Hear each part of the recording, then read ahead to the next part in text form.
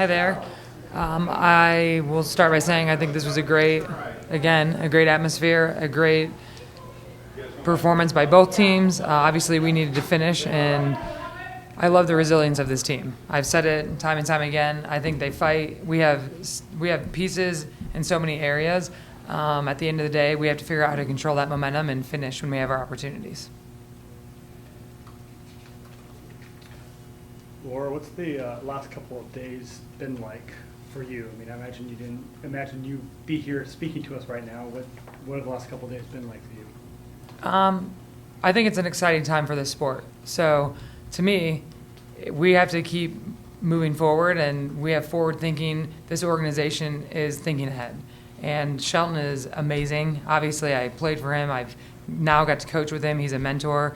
He has built this, and this foundation is awesome. And so, to me, we're thinking ahead. They were thinking ahead. And in athletics, that's what we do. We ask these guys to do it all the time. So, to me, I'm excited for this organization. He is forever going to be a piece of this and part of this, and we've talked about it. So I'm actually just excited about it. I think it was smart. It was forward thinking, and it's still making us better. And I think all of us feel that. Yes, it's a change, but all we deal with is change. We adapt and adjust. That's kind of a slogan. So, adapt or die. Yeah. AOD. AOD. I mean, was it the timing of it? Was it that surprising to you at all? I mean, the second, third week of the season too. I mean, to make that change, did that? Again, I think it was a growth move by our organization.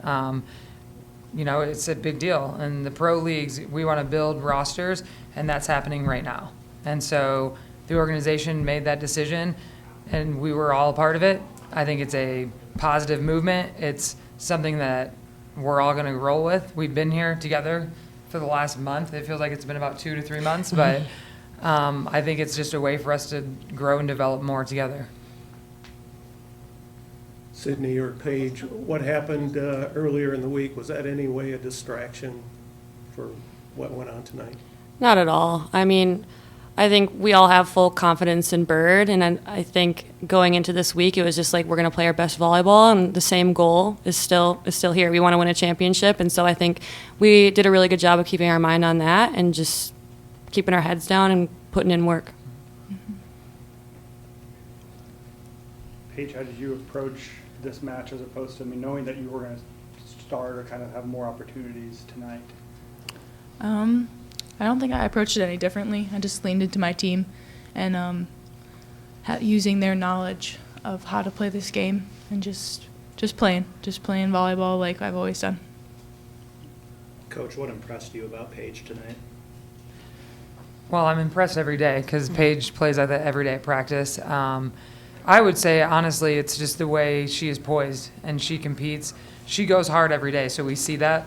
But to see her as one of our rookies, as you guys had labeled her today, it's something in athletics. We all see age as humans, but when we train together every day and you see how someone plays, it's kind of how you have a dialogue with them. But I'm proud of her. I'm proud of this team and the way they fight together, and even her answer. She leans in to her teammates, and that's what, as athletes, you have to do that. And they've done it in a cannonball-type fashion because we've only all been here for like a month. And so you see that growth like overnight. Yeah. They had big runs, I think, in the third set and then the fifth set too. What happened during those to kind of allow the Thrill to get the momentum there? I mean, I'll take that eye contact. Eye contact, I got it. We talked about that just now. It's momentum. Volleyball is a game of momentum, so we need to recognize how and what needs to happen when we feel that starting to shift, because we did. We jumped out in the fourth and fifth sets. We made our adjustments, jumped out, had our leads, and then how do you maintain and manage that? Because in volleyball, it's going to happen, and so you have to recognize it fast and figure out how to control it. Mm-hmm.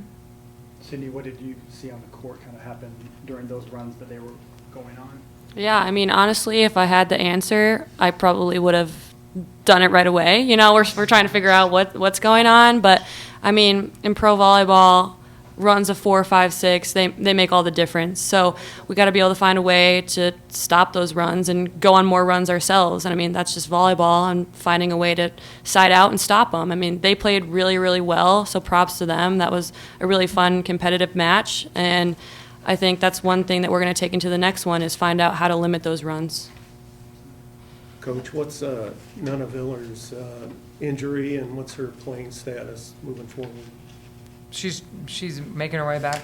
We don't really address injuries and what they are, but she is available and she'll be back. Let's talk about hitting the road and playing your first road match here in a few days. Yep, we're going to have tomorrow off, and then we'll have 2 solid days of practice here. I think going on the road is huge for teams. You bond together, you're together on the road, the travel alone.